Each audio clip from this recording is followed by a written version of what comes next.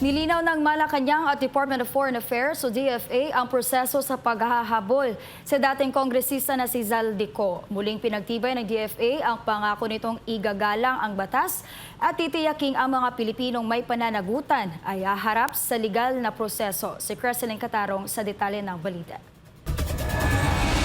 Tungkol sa kampanya. Nilinaw ng Palasyo at Department of Foreign Affairs na ang paghahabol kay dating Ako Bicol Party List Representative Zaldico ay bahagi ng whole of government approach at hindi lamang nakasalalay sa DFA. Ayon kay Presidential Communications Undersecretary Claire Castro, ang pahayag ni Interior Secretary John Vic Rimulya na DFA ang siyang responsable ay tumutukoy lamang sa pakikipag-ugnayan sa ibang bansa. Samantala ang operasyon sa Interpol at iba pang law enforcement measures ay nananatiling tungkulin ng mga otoridad.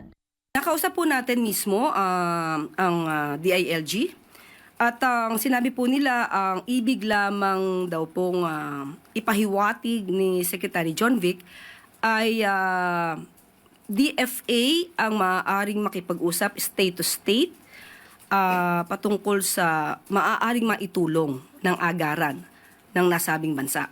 Pero ang patungkol po sa operasyon sa Interpol ay nananatili po ito na trabaho po ng law enforcers natin. Sa mensahe ng DFA na binasa ni Castro, binanggit nito na binibigyang pansin ng ahensya ang huling pahayag ni Rimulya tungkol sa pagsisikap na maibalik sa Pilipinas si Zaldico. Bagamat pinahahalagahan ng DFA ang tulong ng DILG, malinaw na ang pag-aresto at pagbabalik nito sa bansa ay resulta ng magkakasamang hakbang ng gobyerno, lalo na sa pakikipag-ugnayan sa Interpol.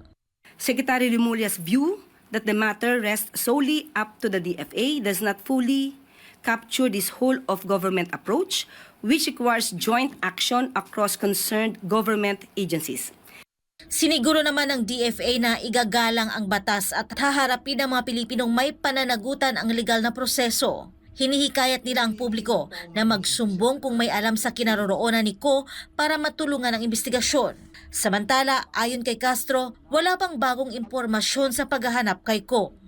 Sa ngayon ay wala pa pong naibibigay sa atin na update. Muli tatanungin ko rin dito ang DILG patungkol po dyan at ang PCTC kung ano na po ang nangyari sa nire-request po natin na cooperation from the Interpol.